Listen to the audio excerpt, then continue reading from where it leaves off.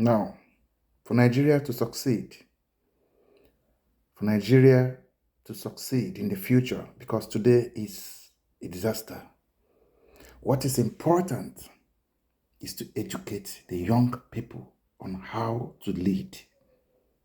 Governance education, leadership education. In fact, I'll tell you, anyone who wants to be president now from amongst our elders should pay more attention and campaign based on the transitional program of developing younger people who will lead tomorrow, because they themselves are no longer teachable. Those occupying the seats, the positions of offices now are not teachable. Nobody will sit them down in a classroom to teach them governance, especially in terms of diversities management. And if you check very well, most of these people are people who are core on what happened in Nigeria between 1967 to 1970. So they're still bearing it in their minds. Some of them still have wounds. So that diversity issue, the issue of different tribes, different cultures and ethnicity, is imbued in our governance, the bloodstream of our governance system. It is the wrong thing, I must mention. Now let me take you deeper into this whole thing.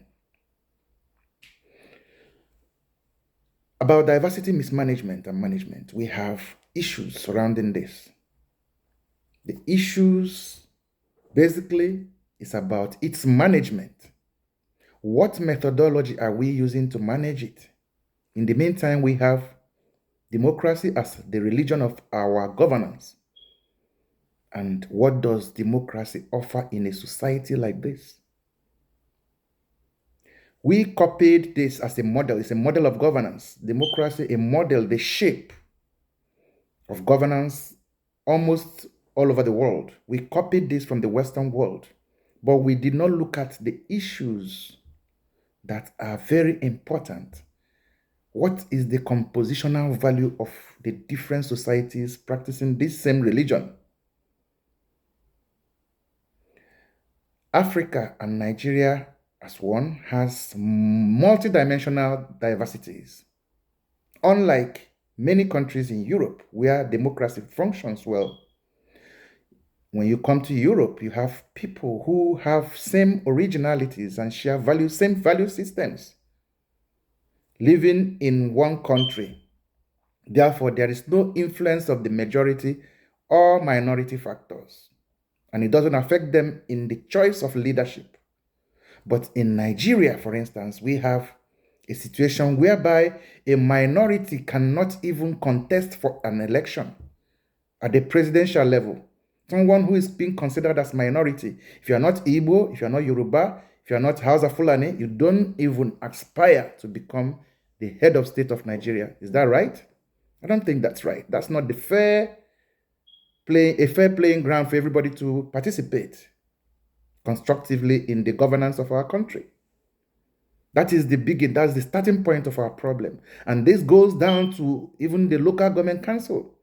There are some states, like you go to Benue State, if you are not from Tiv, you do not even aspire to become a governor in Benue State, because you will not get the majority votes.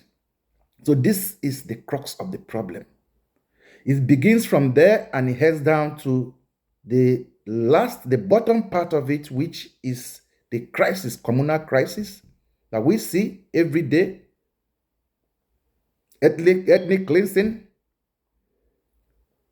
intertribal wars, even within the country, intercommunal wars. The Hausas are fighting the Fulanis as we speak. And most of us thought that they were one.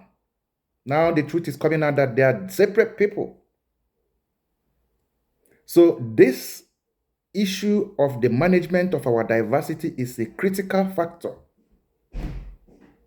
It's a factor that puts all of us to participate based on sentiments. the sentiments of the boundaries we share, the boundaries of language, culture, ethnicity, and all that. Those are the factors that connect us in Nigeria as we speak. Those are the factors that bring democracy into the template of governance as we speak. And it doesn't work. It's not going to work. It will never work. There's no way it will work. You have to be people of same originality before democracy can work in your society. Many people have been saying this. Recently, President Olusegun Obasanjo has said this.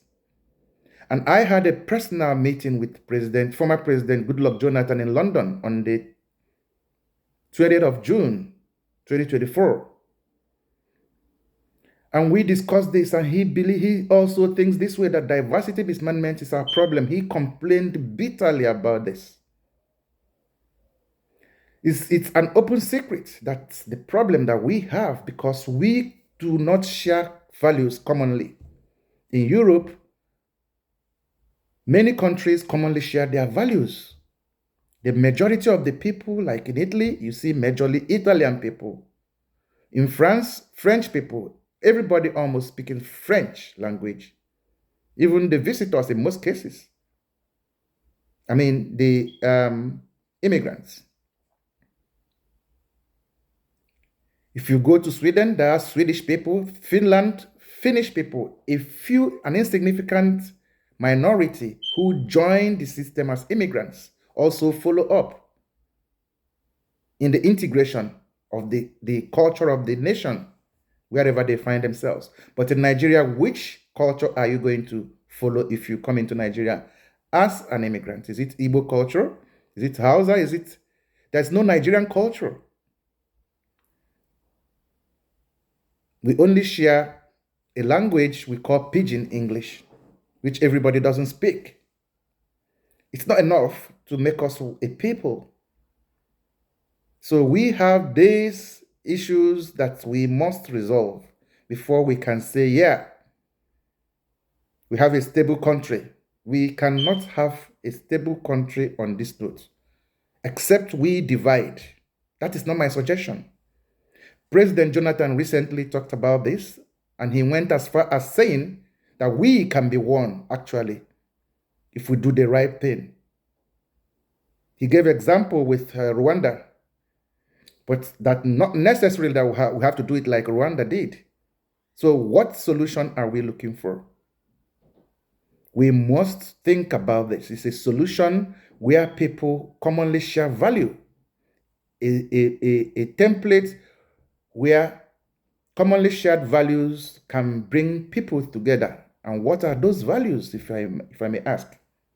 You and I know the values of ethics and code of conduct are what we share commonly. That you do not want someone else to do to you or do against you.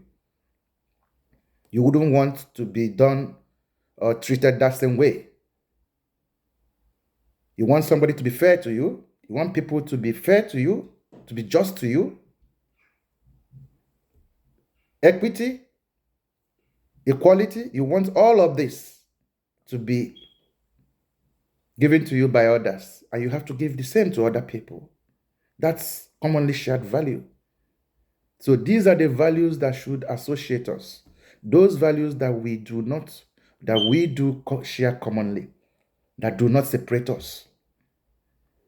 If we are partitioned based on these factors of divisiveness, we will find it difficult to settle down as a nation. And these factors we know are right in front of us. With democracy, these factors were used to partition our country.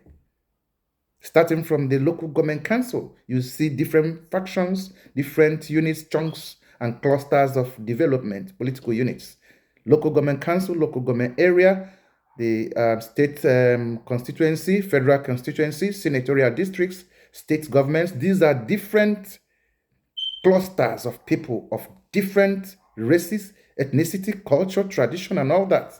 So we are subdivided even down to the last bit of our societies. We still have differences. We must do something about this. There must be a way out of this.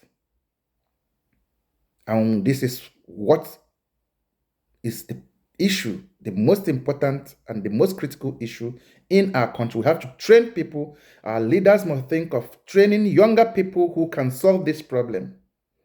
The solutions are there all over the world. People who have the knowledge to help in the transfer of the skills required to correct this problem. They are all over the world. We need our leaders to locate these resources and make sure that our youth who will take over tomorrow, that will lead Nigeria tomorrow, not recycling what we are passing through now, will have to acquire that knowledge of leadership on how to rule and how to lead the nation into prosperity.